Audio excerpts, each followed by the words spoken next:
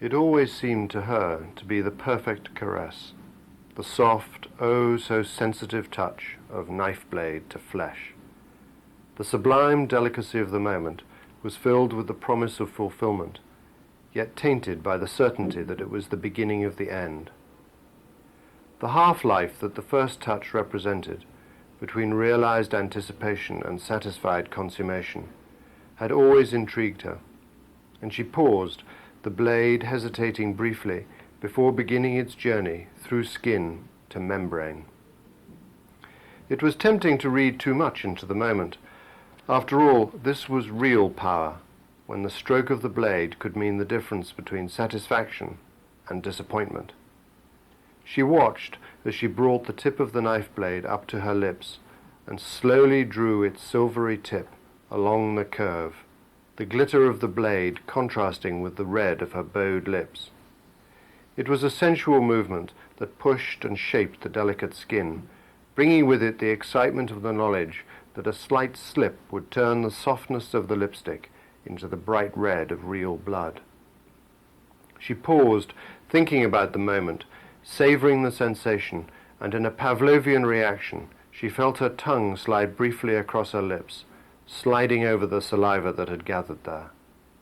A smile flickered across her face as she laughed at herself, appreciating, as no one else could, how her body responded so willingly. This was the person she had grown to know, the lover of risk, who embraced danger and peered at the edges of life, occasionally stepping to that edge for a lingering glance into the abyss and the hidden risks, dangers, and pleasures that might lurk there. Escape here was not an option, but then that was the whole purpose of these singular moments where she was in total control, deciding on life and death, hope or despair. It created an almost metaphysical feeling of power, something that she had looked for all her life. The conventional was supposed to bring those finite pleasures, and she had sought in vain to transcend the banalities through adopting the more acceptable norms that society imposed. No, it wasn't an imposition exactly, she thought, more a set of loosely circling bonds, some soft, some hard, some metal, some leather, and you could choose how tight or how free those bonds would be. She had tried them all at one time or another, and all had failed to embrace in the way she had hoped or been led to believe they would. The result was a sense of frustration and dissatisfaction, not just with the constraints that she had allowed to surround her, but with herself for agreeing to this sham when she should have known better. There was so much more out there, but where was it, and how could she get hold of it? One answer was here and now. She glanced to her left and took in the full-length image reflected back from the tall, wooden-framed standing mirror. She remembered the time when she had bought it, one of those idle days spent browsing through the tiny shops of the town that lay at the end of the winding, single-track dirt road that led from the house. Each doorway had its own woman dressed entirely in black, the lined face with the mark of ages and the sour expression showing the bitter taste of a disappointing life. Inside, there might be pots filled with rotting olives and a few wizened lemons, or there could be the most sumptuous piece of intricately carved 15th century furniture. The mirror had been like that, one of those finds that prove irresistible. The woman had gestured almost dismissively inside her shop, and she had stepped through expecting nothing much. But there it was, a confrontation with a woman she thought she had never really met before.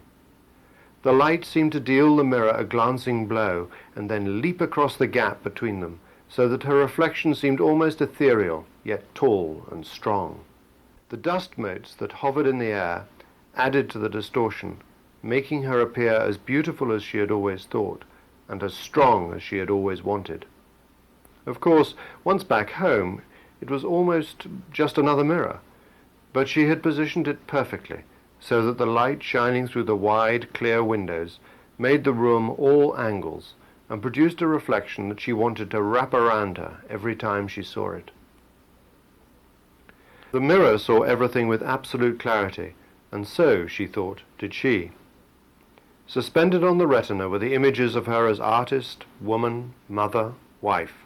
No, not that, a fading memory at last. But there was also the fantastic, the person she wanted to be and could so easily become. There was invention here, the creation of an imagination that had only just begun to understand that there really was no limit to the projection of self. Freed of constraints that were imposed by outsiders, or self-imposed by the gremlins and prejudices that inheritance or childhood had created, the psyche soared, and with it the body. Years ago, when her family and friends had set the boundaries, it had been the drugs that had expanded the horizon. It had all been an adventure back then, and so easy. But she had tired of it.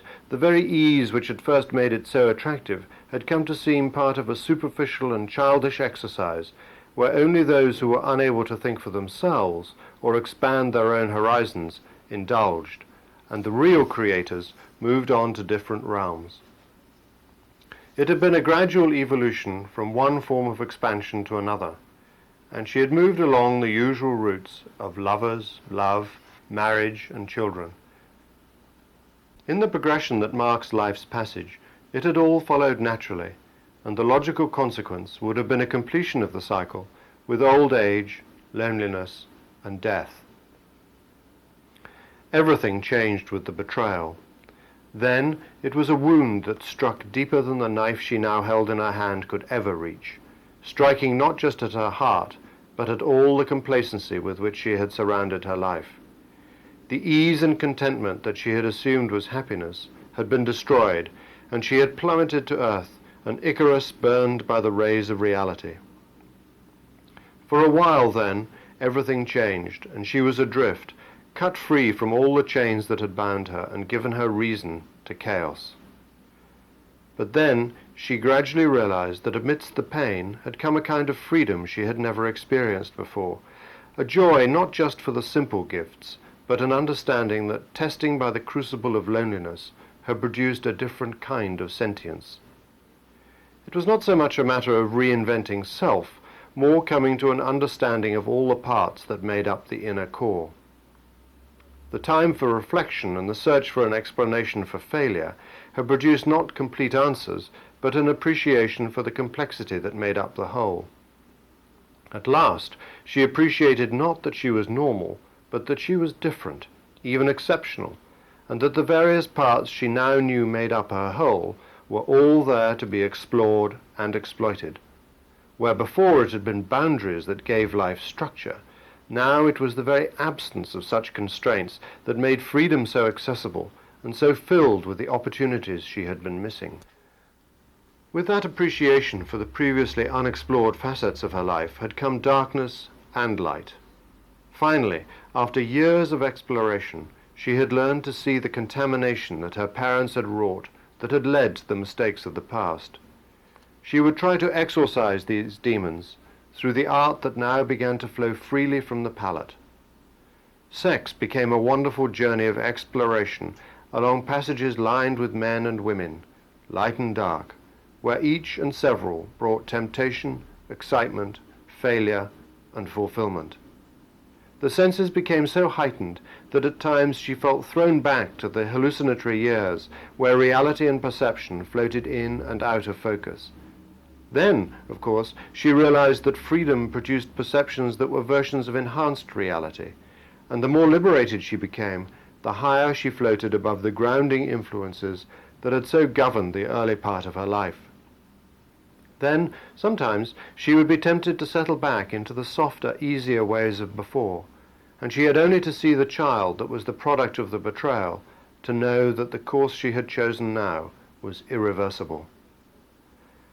Glancing once more in the mirror, it was neither Madonna nor Hepburn, creative inventions both, that she saw, but the striking, confident woman she had become.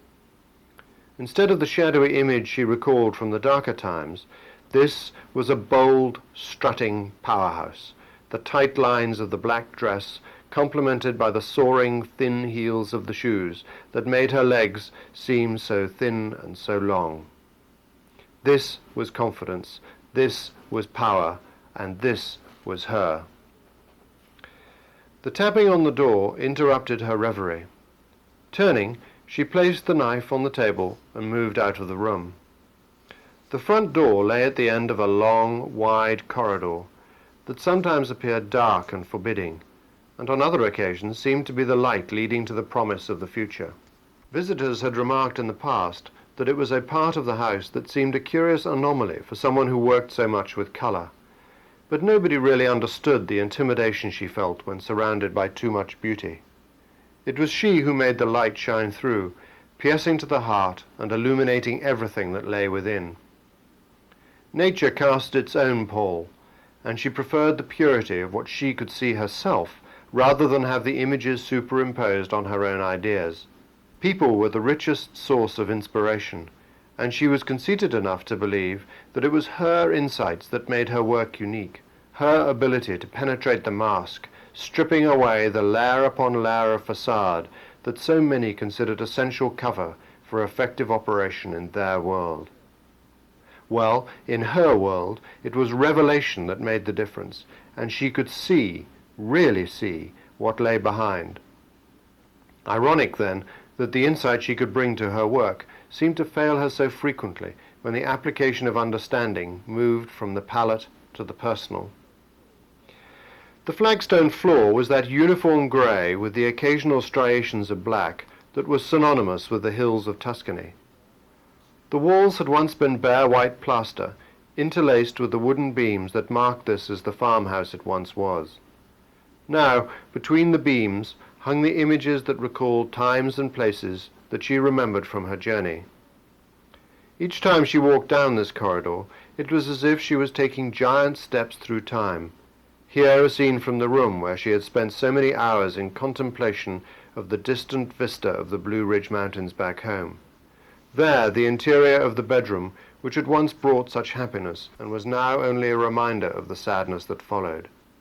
Here an image of this very corridor that created the surreal effect of walking through the time and space of her life through her art. It had somehow seemed appropriate that the greys that already controlled the space should be complemented rather than overwhelmed.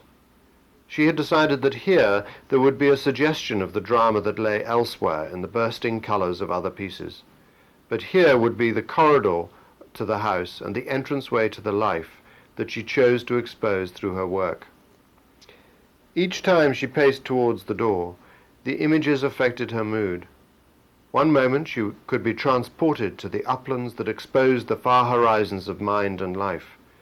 The next into the containment that reminded her of the smallness of her world and her driving need to find the new boundaries that were waiting to be explored. Now she wanted to embrace the feeling of intimacy that walking between the two walls and her own vision could provide. Slipping out of the shoes, her body melded into her immediate environment. A delicious chill shivered up legs and back as her feet touched the coolness of the floor, and her toes curled sensuously into the richness of the stone. Each step heightened her awareness of the surroundings and drove her forward to the gift that awaited her. Everything had been a preliminary to this: the anticipation, the heightened awareness of her senses, the beginning in the other room, the walk down the passage, and even the discarding of her shoes were signals to her body, her mind, or even her guest. Erica was as she always appeared, as she herself often seemed, the collected and controlled person who might perhaps be every other woman's ideal of beauty and independence. A woman who had made her own way while balancing the familiar scales of work, womanhood, mother, and children. The image was carefully cultivated, but only partly accurate. Erica leaned forward, hands outstretched, to embrace her hostess. The conventional gesture of lips briefly touching both cheeks was eschewed in favor of a more intimate embrace that reflected their relationship. Their mouths met, tentatively at first, and then with the delicate touching of two lovers re-examining familiar territory. Their mouths opened, tongues exploring, and then Erica's lips moved to one side, brushing across cheek to neck, and then to pause for a lingering moment of sensuality just behind the ear. Her right hand reached up to caress the back of her neck, drawing her head down towards her breasts so that she could bring her closer. She could feel her body give way to the emotion as the feelings swept over her. Being loved by a woman was somehow so much more liberating than being with a man. Not that that was not satisfying as well, it was just different. Not only did Erica know the right caress, but she knew how to apply it, and when, in the cycle of lovemaking. There was none of the fumbling that men brought to the bed.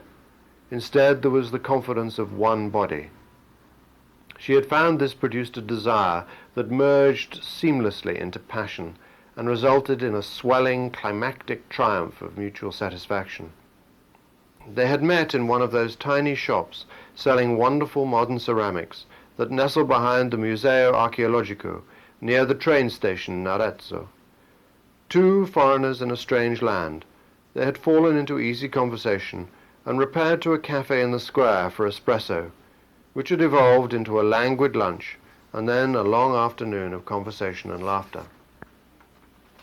The attraction had been immediate and surprising. She had thought before about women, but had never felt bold enough to explore the fantasy.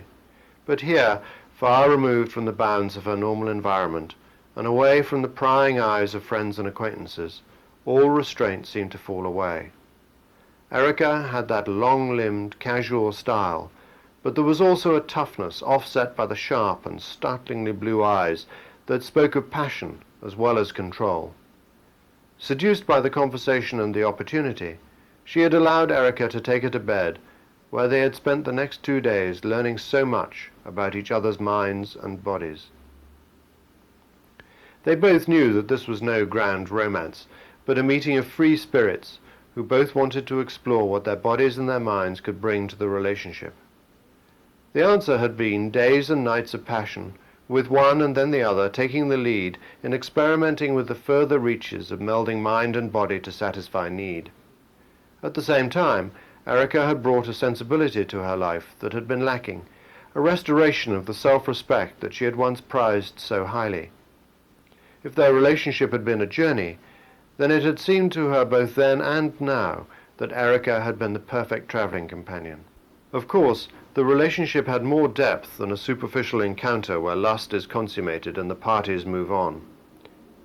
There was a genuine fire to it all that drew her into Erica and Erica into her. There may have been protestations of love, but she, at least, always knew that the parting would eventually come, and that they would be drawn away from each other by the inexorable forces of a more stable life. It wasn't that she couldn't have been happy with Erica. On the contrary, the interlude with her brought her more happiness than she had ever experienced. But there was simply too much baggage to carry forward into a long-term relationship, not least of which was her son, who was swiftly and painfully turning into a man. It would have been so easy to just let Erica go on, but to her surprise, she found that even that degree of drift required more courage to adopt a different lifestyle and more commitment to monogamy than she was prepared to offer. She wondered later if it had been the curious evolution of her relationship with her son that had precipitated the break with Erica. As the boy turned into a man, she found herself developing disturbing thoughts about him. It was as if the love for the child she had borne evolved as he did into something different, frightening, and altogether too sexual. As he developed the surliness of puberty into an art form, so she began to be plagued by vivid, dark dreams, where the boy was a predator and she was the quarry. In one she had been some kind of mute animal, guided only by an acute sense of smell through a fetid jungle that was terrifyingly familiar, yet forbidding and unknown. Blind and deaf, all she sensed was an overpowering feeling of dread that was driven by the certain knowledge that she was the hunted and that the hunter was closing fast. With the breath rasping in her throat and her legs giving way beneath her, she sensed and then smelled the scent of her tracker. At the first quiver in her nostrils, she felt an icy clamp grip her heart, and she knew with total certainty that there was to be no escape. The most frightening thing of all was the blindness, because her imagination created for her a monster far worse than anything nature could provide, but it was the monster she believed in, and not the rational logic of her own experience. Finally, her legs would take her no further, and she stopped, waiting for the end. But there was no gunshot from an armed hunter or destruction by the claws of some giant beast. Instead, she felt a hand at the center of her being, and in a movement that was almost a caress, she sensed that a part of her body had been taken from her. Then, suddenly, her vision cleared, and she looked up to see her son, who was now a bestial, almost unrecognizable image of the boy she loved so much. He was flying aloft, carrying in his two cupped hands a sacrificial offering to the dark gods he now worshipped. In another episode, her senses were acutely aware of her body being manipulated by the most wonderful pair of hands she had ever experienced. Now at breasts, now tenderly touching hardened nipples, now caressing neck, earlobes, and forehead with equal facility. She knew that the hands belonged to her son, and knew that what he was doing and what she was enjoying were wrong, but she was unable to control the excitement and joy that was flowing through her body to illuminate every fiber of her being. She longed for him to reach between her legs and to feel the wetness she knew was gathering there. She knew, too, that such longing was a debasement of all the norms of a conventional society.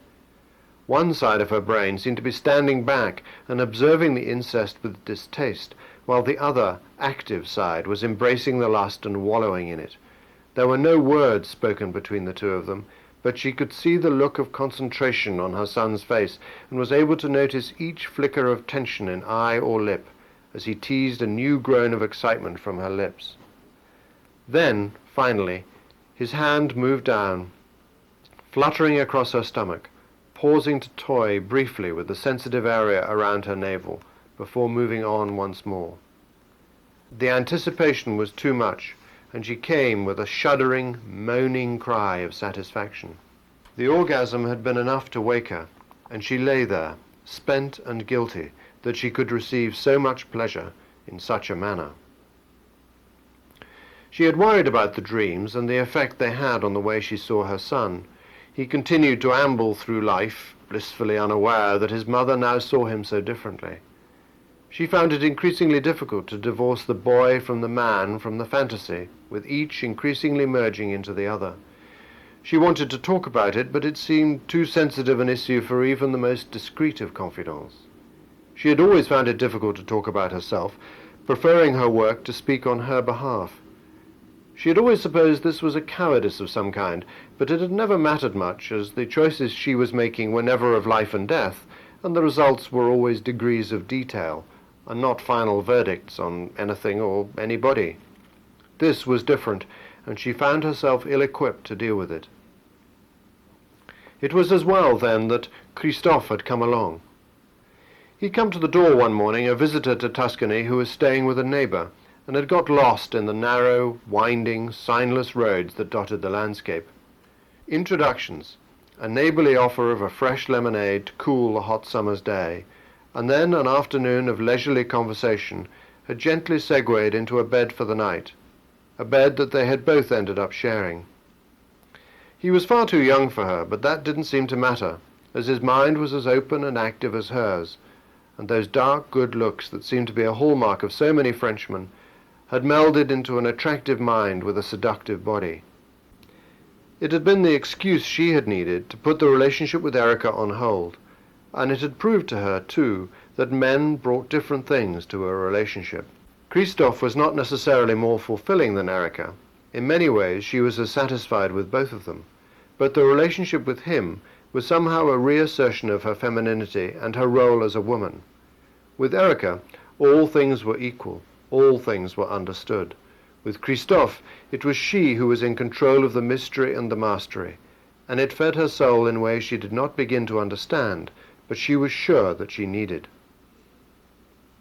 In some ways, he had been an escape from the demons created by her son. After the first time she and Christophe had slept together, she never again dreamed about her son. It was as if by taking a young man as her lover, she had bridged the gulf between mother and child, son and lover, boy and man. While she felt more at peace, there was still much from her life that she still did not understand, much that she wanted to explore further, and she had hoped that Erica and Christophe might be able to help her on her journey of self-discovery. The squeal of ancient hinges as the front door opened interrupted the two women, and she broke away from Erica's embrace to answer the summons. Christophe stood on the doorstep, his dress showing a confidence that he had earned during the many hours and days spent within these walls. This was almost his territory, although she knew that it was she and not he who controlled this environment. Whatever he might think, this was her home, and she decided what happened here. The introductions were casual, in the way that people have who are far away from home base.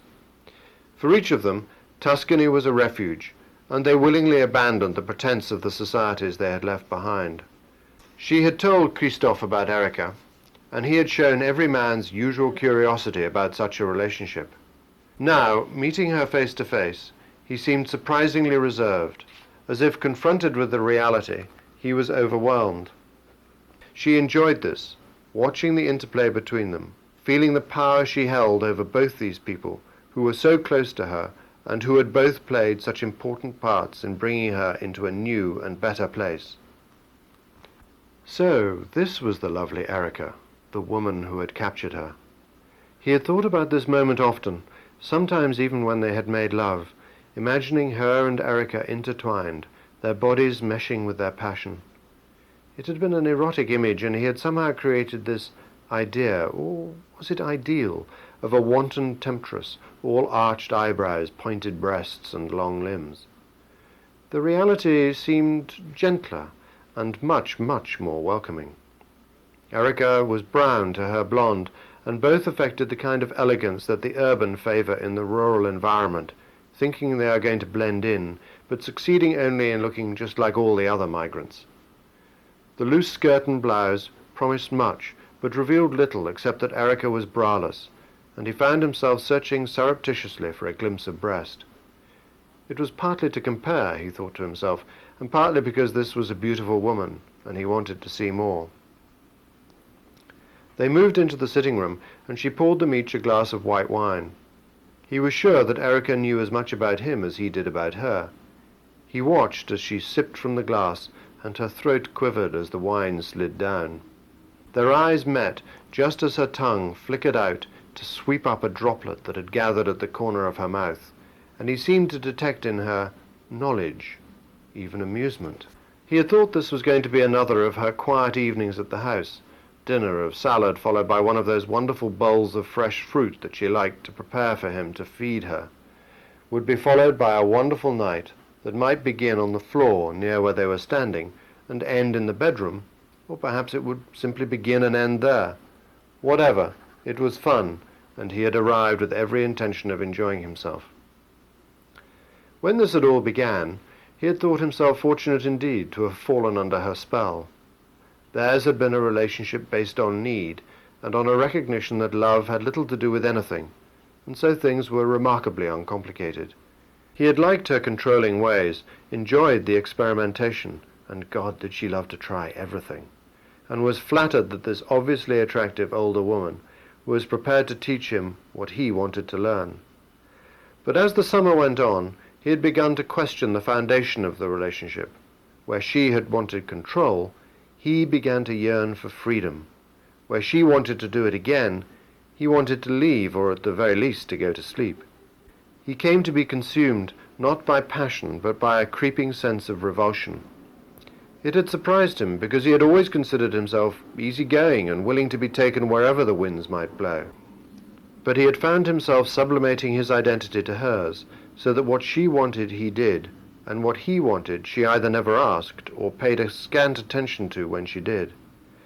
Worst of all, he had started to despise his weakness, seeing in himself precisely the failings she had found in herself and was using him to overcome.